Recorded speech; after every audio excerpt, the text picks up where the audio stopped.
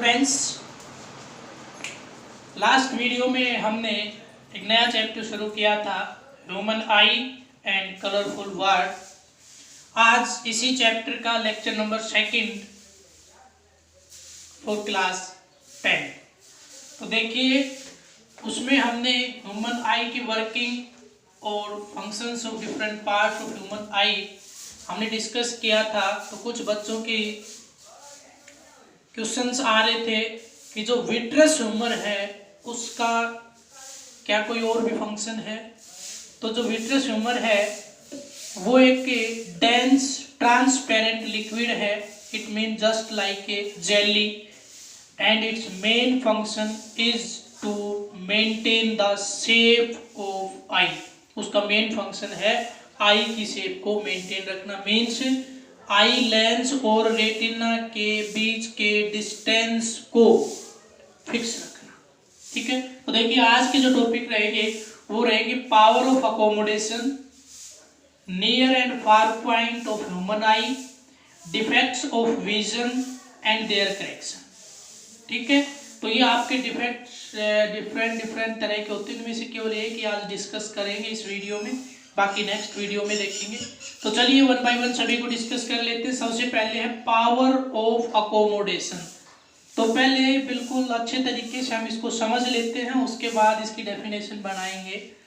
देखिए, हमारे पास जो आई है, सपोज ये एक ह्यूमन आई है और यहाँ पे आपका होता है कन्वेक्स लेंस।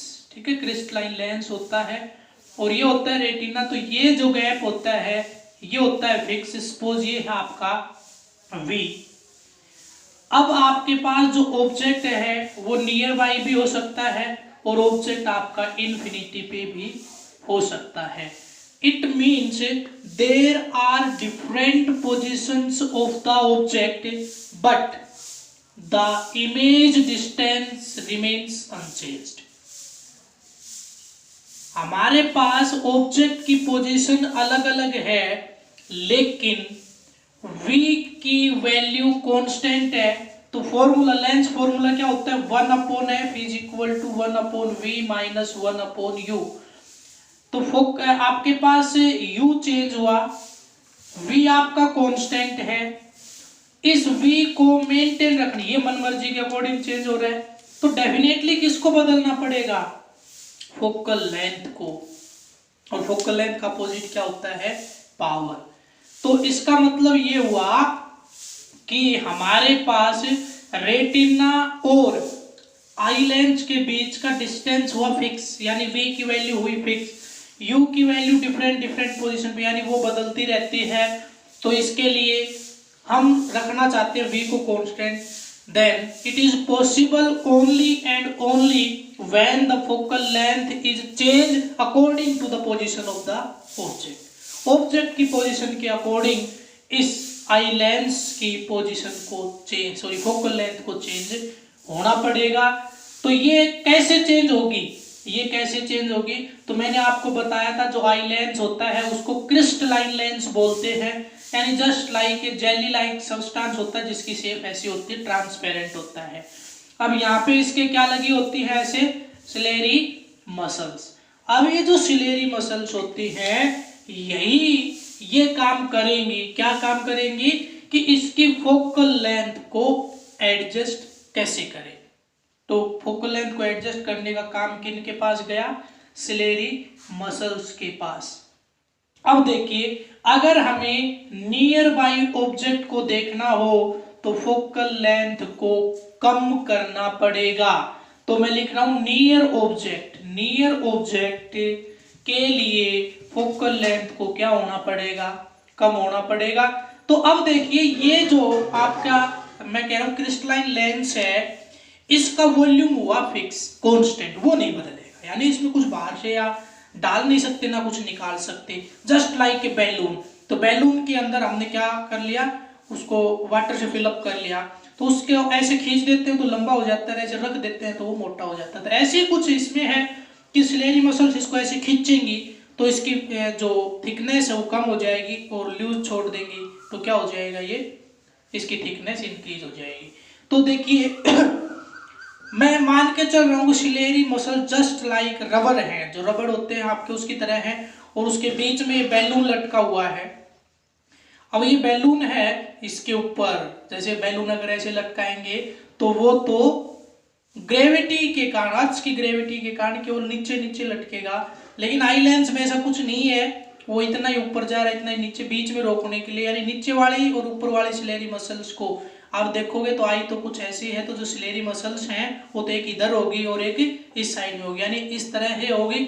अगर उसके लेंस को कम, थिकनेस कम और ज्यादा करनी है तो वो सिलेरी मसल्स कुछ ऐसे काम करेंगे। इट मीन्स दोनों के ऊपर जो प्रेशर रहेगा या फोर्स रहेगा या स्ट्रेन रहेगी या जो स्ट्रेस रहेगा तो वो आपका क्या रहना है, सेम रहना है, बराबर रहना है। तो अब मैं बात करता हूं कि इस आई लेंस की थिकनेस अगर बढ़ गई, सपोज कीजिए कि मेरे पास रबड़ ऊपर ऐसे ऐसे मैंने बांध रखा था, तो अगर वो आई लेंस यानी वो बैलून अगर थिक हो रहा है, यानी थिक हो रहा है तो उसकी लेंथ कम होगी, इट मींस वो उस रबड़ को खींच लेगा। तो यहाँ पे नजदीक का ऑब्जेक्ट देखने के लिए इसकी थिकनेस को क्या होना पड़ रहा है, इंक्रीज होना पड़ रहा है, थिकनेस को क्या होना पड़ रहा है, इंक्रीज। इट मींस यहाँ पे जो सिलेरी मसल्स हैं उनके अंदर आ जाएगा खिंचाव, जिसको बोलते हैं contract. The ciliary muscles are contract, और इसको बोलते हैं कॉन्ट्रैक्शन। क्या बोलते हैं, कॉन्ट्रैक्शन। क्लियर। नजदीक का ऑब्जेक्ट देखने के लिए क्या होना पड़ा, आई लेंस को थिक होना पड़ा। थिक मींस इसकी फोकल लेंथ डिक्रीज हुई, इसकी फोकल लेंथ डिक्रीज हुई। चलिए उसके बाद अगर हमें बहुत दूर का ऑब्जेक्ट देखना पड़ गया, यानी ऑब्जेक्ट कहाँ है, फार अवे, फार अवे है, तो पैरेलल बीम ऑफ लाइट आएंगे। तो अब की बार दूर के ऑब्जेक्ट को देखने के लिए आई लेंस का जो साइज है वो इंक्रीज हो, यानी उसकी थिकनेस कम हो। थिकनेस क्या हो, तो इस तरह से आपका आई लेंस हो जाता है, उसकी थिकनेस हो जाती है कम, यानी अंदर की तरफ खिसक जाता है। यहाँ पे इसमें क्या होता है, इस वाले में होता है कि आई लेंस कुछ इस तरह से हो जाता है, यानी ये थिकर हो जाता है, तो ये बाहर की तरफ चला जाता है। तो नियर देखने के लिए ऐसा और फार अवे देखने के लिए थिकनेस क्या होगी, कम। जब इसकी थिकनेस कम होगी तो आप सोचिए, यानी वो रबड़ हमने फ्री कर दिए, सिलेरी मसल्स फ्री कर दिए, it means ciliary muscles relaxed at that condition. इस कंडीशन में सिलेरी मसल्स रिलैक्स करती है। तो कई बार पेपर में पूछ लिया जाता है what is meant by relaxation and contraction of ciliary muscles. तो आपको क्या बताना है, अगर नियर बाय ऑब्जेक्ट को देखना हो तो देखिए मैं बता देता हूं, जो प्रॉपर वर्डिंग रहेंगी वो क्या रहेंगी। कॉन्ट्रैक्शन का मीनिंग क्या होता है, the contraction of ciliary muscles means the focal length of the eye lens is so adjusted that is possible only with the help of changing the thickness of the eye lens, and to see the nearby object we require a smaller focal length, means the thickness of the eye lens is increases, and at that time the ciliary muscles are contract. ऐसे ही आपका क्या होता है, relaxation to see the far away object the eye lens becomes thin and ciliary muscles are relaxed.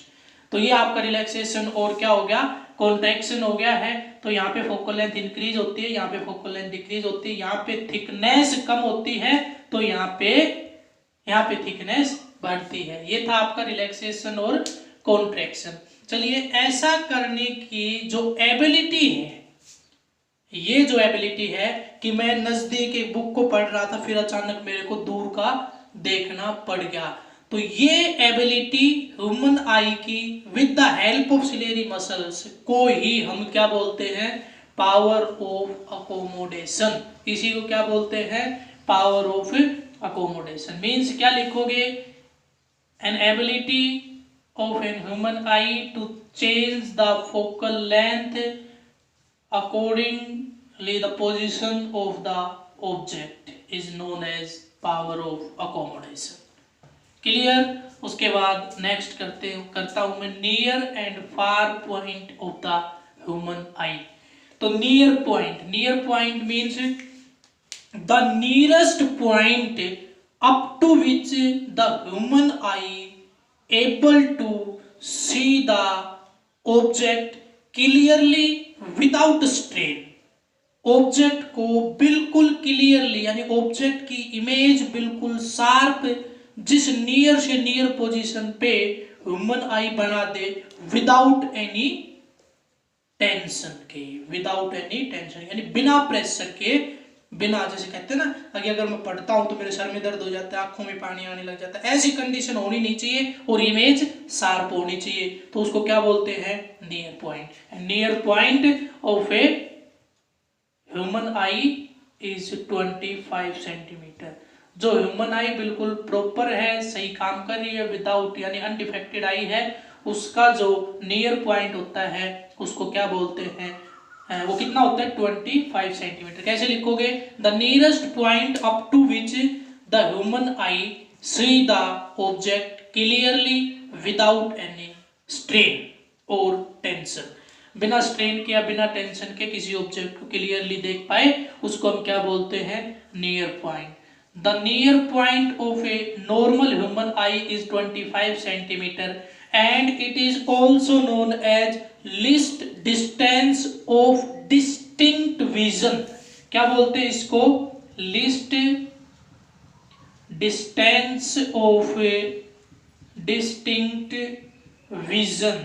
इसका मतलब क्या होता है? इसका मतलब होता है कि मेरे पास दो ऑब्जेक्ट थे बिल्कुल छोटे छोटे, बहुत नजदीक रखे, मैं उन ऑब्जेक्ट को दूर से देख रहा हूं, बिल्कुल मेरे को सही नजर आ रहे हैं, अलग अलग नजर आ रहे हैं। क्लियर है ना? दो डॉट आपको नजर आ रहे होंगे, शायद नहीं दिख रहे होंगे। डॉट है ऐसे दूर दूर और ये डॉट है बिल्कुल नजदीक नजदीक।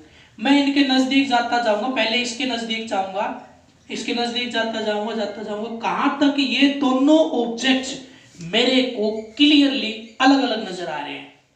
जितने डिस्टेंस तक ये नजर आ रहे हैं वो होता है list distance of distinct vision. और वो कितना होता है एक नॉर्मल आई के लिए? 25 सेंटीमीटर। अगर इसका कुछ कम ज्यादा किसी का अगर हो रहा है तो इट मींस वो आई डिफेक्टेड है। क्या अब एक क्वेश्चन पिछले साल जब हम पढ़ा रहे थे कि एक बच्चे ने पूछा कि ये ह्यूमन आई का least distance of distinct vision 25 centimetre ही क्यों है, ये इससे कम क्यों नहीं हो सकता, अगर 20 सेंटीमीटर का क्यों नहीं हो सकता? तो इसका रीजन है वो बुक में आपका साफ साफ लिखा हुआ है। अगर इसके नजदीक या इससे नजदीक अगर ऑब्जेक्ट आपका जाता है then human eye the image of the object on retina in human eye is blurred. Blurred मतलब कुछ ऐसा सा नजर, धुंधलापन नजर आना, या उसके कहाँ पे वो खत्म हो रहा है, जो ऑब्जेक्ट है उसका साइज को कैसा है, उसकी एंडिंग कैसी है, वो समझ में नहीं आती और वो आपस में मिक्सअप हो जाता है। इस वजह से 25 सेंटीमीटर से नजदीक का हम नहीं देख सकते। तो अब आता है फार पॉइंट। तो फार पॉइंट जैसे नियरेस्ट कहा था ऐसे फर्दस्ट कह देंगे। The farthest position of the object up to which the human eye see the object clearly without any stress or strain is known as far point of human eye, that is infinity for a normal eye। एक normal eye के लिए infinity होता है, ठीक है। इसको हम far point के नाम से ही जानते हैं। अब आता है range of human eye. Human eye की रेंज होगी from 25 centimetre to infinity. Range of human eye क्या होगी है? 25 centimetre to infinity. Clear. Next topic है defects of vision. Next topic है डिफेक्ट ऑफ विजन। तो सबसे पहले आता है, क्वेश्चन पूछा गया है कई बार पेपर में, what is meant by normal and defected eye. तो normal eye, an eye is said to be normal if its range of vision is 25 centimetre to infinity। उस आई को हम नॉर्मल आई बोलते हैं जिसकी रेंज ऑफ विजन क्या हो? 25 सेंटीमीटर टू इंफिनिटी हो। क्लियर। चलिए, तो फिर ये डिफेक्टेड आई क्या होती है? डिफेक्टेड आई जिसकी रेंज में कुछ दिक्कत हो, या तो 25 उसका नियर पॉइंट 25 सेंटीमीटर ना हो, या फिर उसका फार पॉइंट इंफिनिटी ना हो। तो क्या होता है, जैसे जैसे एज होती जाती है, विद एज और due to weakness of ciliary muscles और some other biological defects, some person are not able to see the nearby or far away object clearly. That eye is known as defective eye. उसके बाद आता है defects of vision. Types of defect, कितनी तरह का defects of vision आपका होता है। तो देखिए defects of vision आपका किस किस तरह का होता है, टोटल 4 तरह के होते हैं। मेनली हमने 3 इसमें पढ़ने होते हैं। फर्स्ट होता है आपका लॉन्ग साइटेडनेस, बहुत अच्छे तरीके से आपको याद करना, लॉन्ग साइटेडनेस, लॉन्ग साइटेडनेस। तो इसका मतलब क्या होता है, लॉन्ग साइट मतलब दूरदर्शी, दूर का देखने वाला, लॉन्ग साइटेडनेस। और इसका नाम है हाइपरमेट्रोपिया, इसका नाम है हाइपरमेट्रोपिया। इसके बाद जो दूसरा आपका डिफेक्ट आता है वो है आपका शॉर्ट साइटेडनेस और उसका नाम है मायोपिया। दूसरा है शॉर्ट साइटेडनेस और मायोपिया, ये आपका सेकेंड डिफेक्ट। मेन तो ये 2 हैं जिनको हम ठीक कर सकते हैं, जो कनेक्ट किए जा सकते हैं स्पेक्टल्स से, यानी जो आप स्पेक्स लगाते हो उनकी हेल्प से हम इनको ठीक कर सकते हैं। थर्ड वन है presbyopia, presbyopia. And fourth one is astigmatism, astigmatism. ये आपके 4 डिफरेंट डिफेक्ट्स हैं, ठीक है। इसके अलावा और जो डिफेक्ट है वो आपके मैं सेकंड पार्ट में करवाऊंगा। एक आपका कौन कैटरेक्ट डिफेक्ट होता है जिसको ठीक नहीं किया जा सकता, केवल सर्जरी हो सकती है, यानी ऑपरेशन से ही ठीक हो सकता है। बाकी सारे स्पेक्टल्स यानी स्पेक्स की हेल्प से ठीक हो सकते हैं। तो इनको हम दूसरे टाइप के डिफेक्ट्स में लेते हैं, which are corrected by using some lens in front of eye lens. Eye lens के सामने कोई दूसरा लेंस रख के जिनको ठीक किया जा सके, वो डिफेक्ट है 4। क्लियर। आज एक को हम एक की डिटेल स्टडी कर लेते हैं, बाकी जितने बच गए इनको हम नेक्स्ट वीडियो में करेंगे। तो मैं लिख रहा हूं लॉन्ग साइटेडनेस, तो लिख लीजिए long sightedness, a person which is able to see far away objects easily but not able to see the object which are nearby that।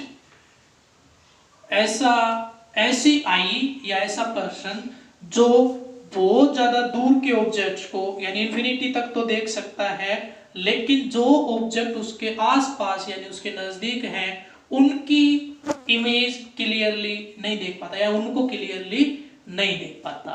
तो डिफेक्टेड आई या लॉन्ग साइटेड या हाइपरमेट्रोपिक आई किसको बोलेंगे? देखिए हाइपरमेट्रोपिया इस डिफेक्ट का नाम है। ऐसे याद रखने के लिए लॉन्ग और हाई एक जैसे है ना, तो याद रखने के लिए आपको जैसे लॉन्ग साइटेडनेस से आपका हाइपरमेट्रोपिया ही याद रहेगा। हाइपरमेट्रोपिया डायरेक्ट याद करोगे तो गलतियां होने के चांस रहेंगे। तो लॉन्ग के नाम से ही हाई याद रखना है, यानी हाइपरमेट्रोपिया आपको लॉन्ग साइटेडनेस की फॉर्म में याद रखना पड़ेगा, नहीं तो गड़बड़ होने के चांसेस हैं। चलिए, तो क्या जो आई जिसको इस तरह का डिफेक्ट हो उसको बोलते हैं हाइपरमेट्रोपिक आई। तो कोई what is mean by hypermetropic I? An eye which is not able to see nearby object but easily seen the far away object is known as hypermetropic eye। उसको क्या बोलेंगे? हाइपरमेट्रोपिक आई हम बोलेंगे।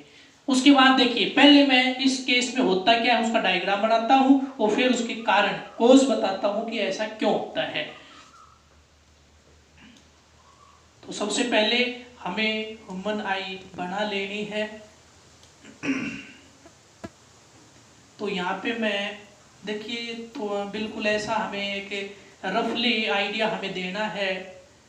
वैसे कई बुक में तो ये भी कह रहे हैं कि आपको आई बनाने की ज़रूरत नहीं है, केवल आप पोजीशंस भी बना सकते हो, तो वो भी आपकी मर्जी है। इस तरह से मैं ये बना रहा हूँ, ठीक है। तो इसमें क्या है, लॉन्ग साइटेडनेस में दूर का तो देख ही लेता है, नज़दीक का नहीं देख पाता। तो नियर बाई ऑब्जेक्ट से ऐसी रेज जाती हैं और वो कन्वर्ज हो जाती है कहाँ जाके, आउटसाइड द रेटिना, इसके बाहर जाके वो कन्वर्ज हो जाती है। यानी इमेज कहाँ बन रही है, यहाँ, रेटिना कहाँ रह गया, यहाँ रह गया। ये था आपका ऑब्जेक्ट। तो रेटिना के ऊपर जब इमेज बनी ही नहीं तो रेटिना को वो अच्छे से पहचान में नहीं आएगी, धुंधला सा उसको नजर आएगा। तो इस डिफेक्ट में ये होता है। ये किसके कारण होता है, सबसे मेन जो कारण है वो है जो आई बॉल होती है, इसका साइज बहुत छोटा हो जाता है। इसका साइज बहुत छोटा होने के कारण ये हो सकता है, मे बी छोटा होने के कारण हुआ हो, जरूरी नहीं है सभी के केस में ऐसा ही हो। तो एक तो कारण हो सकता है कि eyeball becomes too small. दूसरा, सिलेरी मसल्स आर वीक या due to weakness of ciliary muscles. और इसके अलावा जो वीकनेस ऑफ सिलेरी मसल है, इससे क्या होगा, the converging power of the lens is decreases, यानी उसकी पावर ऑफ अकोमोडेशन कम होगी, कन्वर्ज ठीक तरीके से नहीं कर पा रहा। किसकी वजह से, सिलेरी मसल्स की कमजोरी की वजह से। क्लियर। तो दो ही कारण है, वीकनेस ऑफ सिलेरी मसल्स और eyeball becomes too small. Eyeball का साइज क्या हो जाता है, कम हो जाता है। तो सिलेरी मसल्स की कमजोरी की वजह से क्या होगा, पावर ऑफ अकोमोडेशन डिक्रीज हो जाएगी। पावर ऑफ अकोमोडेशन मीन्स यहाँ पे जो कन्वर्जिंग पावर है वो कम होगी। कन्वर्ज इसको करना यहाँ था, कर रहा है यहाँ, it means converging power is decreases. तो ये इसके कारण हो गए। ठीक कैसे करें, अब देखिए मेरे पास जो इमेज है वो यहाँ बन रही है। अगर मैं करेक्टेड आई, ये तो है डिफेक्टेड आई, ये आपकी होगी डिफेक्टेड आई। करेक्टेड आई का अगर मैं डायग्राम देखूं तो करेक्टेड आई में क्या होना है, इस तरह से मैं ये बना रहा हूँ। करेक्टेड आई में तो कुछ ऐसा होना था कि यहाँ से रेज जाती और कहाँ मिल जाती, रेटिना पे जाके मिल जाती। ये आपका रेटिना रह गया यहाँ, ये आपका रेटिना रह गया यहाँ, तो रेटिना पे इमेज बननी थी। तो ये तो करेक्ट आई है, ऐसा ही होना होता है सभी के केस में। तो देख पाता, अदरवाइज नहीं देख रहा। ठीक है, तो फिर इसको ठीक कैसे करें, या ये सॉरी नॉर्मल आई, ये क्या है कि नॉर्मल आई है। करेक्टेड का मतलब जो हमने ठीक की वो, तो हम इसको करेक्टेड आई कैसे कर सकते हैं, डिफेक्टेड आई को करेक्ट कैसे करेंगे, with the help of a lens. अब देखिए इस लेंस के साथ क्या हुआ, इसकी कन्वर्जिंग पावर डिक्रीज होगी। क्या होगी, कन्वर्जिंग पावर डिक्रीज होगी। किसी हेल्प से मैं क्या कर दूं, इंक्रीज कर दूं, काम हो जाएगा, कन्वर्जिंग पावर इंक्रीज। तो कन्वर्जिंग पावर इंक्रीज करने के लिए कन्वर्जिंग लेंस ही तो यूज कर सकते हो, या डाइवर्जिंग कर देंगे, डाइवर्जिंग तो इसको और दूर कर देगा और पीछे में जाए, दिखना ही बंद हो जाएगा। इट मीन्स एक चीज तो हमें पता चलेगी, लॉन्ग साइटेड या हाइपरमेट्रोपिक आई को करेक्ट करने के लिए क्या यूज किया जाता है, कॉन्वेक्स लेंस, कन्वर्जिंग लेंस। अब ये कन्वर्जिंग लेंस क्या एक ही तरह का आता है, सभी को यही लगाते हैं भाई। कोई तो 24 या 30 सेंटीमीटर नहीं देख पा रहा, और कोई 100 सेंटीमीटर नहीं देख पा रहा, कोई 150 सेंटीमीटर नहीं देख पा रहा। क्या सारे एक ही लेंस से ठीक हो जाएंगे, नहीं। सभी की converging power according to its defect होगी। It means this defect is corrected by a converging lens of suitable power by placing that in front of eye lens। Eye lens के सामने ऐसे कन्वर्जिंग लेंस को रख के हम उसको ठीक कर सकते हैं जिसकी power according to defect perfect हो, उसकी पावर अकॉर्डिंग टू डिफेक्ट हो। तो उसको हम ठीक कर सकते हैं। जब हम जो आपका आई केयर सेंटर में जाते हैं तो वहाँ पे क्या करता है, जो भी आपका डॉक्टर होता है वो हमें बताता है कि आपको इतने नंबर पॉजिटिव का लेंस लगेगा, इतने नंबर नेगेटिव का लेंस लगेगा। तो पॉजिटिव और नेगेटिव, पॉजिटिव किसके लिए होता है, कन्वेक्स के लिए, और नेगेटिव किसके लिए होता है, कनकेव के लिए। कन्वेक्स किसके लिए यूज हुआ, जिसको नजदीक का नहीं दिख रहा था उसके लिए। तो नजदीक का देखने के लिए पॉजिटिव नंबर लगता है और दूर का देखने के लिए नेगेटिव। आप अगले में मैं आपको समझाऊंगा क्यों लगता है नेगेटिव नंबर दूर का देखने के लिए। क्लियर हुआ ये चीज कि किसको पॉजिटिव नंबर लगता है, किसको नेगेटिव। जिसको नजदीक का नहीं दिखता उसको पॉजिटिव, और जिसको दूर का नहीं दिखता उसको नेगेटिव। और जो नंबर होता है वो होती है उसकी पावर। डायोप्टर में क्या होती है वो, पावर। तो पावर तो आपको पता ही है। तो एक नॉर्मल आई की पावर क्या होनी चाहिए, पावर क्या होनी चाहिए नॉर्मल आई की, P इज इक्वल टू 100/25। तो क्या हो गया आपका 4 डायोप्टर। एक नॉर्मल आई की जो पावर है या पावर ऑफ अकोमोडेशन हम बोल सकते हो कितनी होनी चाहिए, 4 डायोप्टर। इससे कम और ज्यादा है तो 4 डायोप्टर बनानी पड़ेगी इसके लिए। क्लियर, नॉर्मल आई इसको करने के लिए। चलिए तो क्या करता हूं, एक करेक्टेड आई का डायग्राम बना देता हूं। तो मैं इसको हटा रहा हूं और एक ही डायग्राम आपको अच्छा सा बना देता हूं, जिससे बिल्कुल साफ आपको ये नजर आना चाहिए कि हाँ डिफेक्ट हमारा करेक्ट हो गया। लेंस का साइज इतना बड़ा होता नहीं है, लेकिन मैं ले रहा हूं ताकि आपको समझ में आ जाए इसलिए। देखिए मेरे पास ये मैंने ले लिया एक लेंस, यानी ये जो स्पेक्स लगाते हैं ना उसमें एक लेंस लगा दिया। वो साइज या जो भी है इसका वो अकॉर्डिंग टू आई आपका या अकॉर्डिंग टू पावर चेंज कर सकते हैं। देखा होगा स्पेक्स आप छोटे भी लगा लेते हो बड़े भी लगा देते हो, जो लगा रहे हो उनको तो पता है कभी लेंस का साइज छोटा कभी बड़ा, तो इससे पावर के ऊपर इफेक्ट नहीं पड़ता। छोटे बड़े होने से पावर आपकी वही रहती है। चलिए तो यहाँ पे ये जो ऑब्जेक्ट था इससे आपकी रेज जा रही थी कुछ ऐसे कुछ ऐसे। अब इसने क्या किया, इस लेंस ये जानी कहाँ थी, इधर जानी थी बिल्कुल यहाँ पे लेंस से में बिल्कुल एजिस के ऊपर जानी थी। मैं दोनों डायग्राम आपको बना के दिखा देता हूँ, जिसकी वजह से इसको करना क्या था, इसको कुछ ऐसा कर देना था, ये करना था। लेकिन किया क्या, ये लेंस कन्वर्ज करेगा, इसने इनको कहाँ लेके आ दिया, यहाँ पे ले आया। ये इनको यहाँ पे लेके आने के बाद अब क्या होगा, इमेज आपकी बन गई यहाँ पे, हो गया करेक्ट। ऐसा होने से स्पेक्स हटाओगे तो इमेज कहाँ बनेगी, यहाँ। स्पेक्स लगाओगे तो कहाँ बनेगी, यहाँ। तो ये होगी आपकी करेक्टेड आई। ये था आपका ऑब्जेक्ट और ये था आपका लेंस और ये है आपका आई लेंस। क्लियर। तो ये था आपका लॉन्ग साइटेडनेस और हाइपरमेट्रोपिया।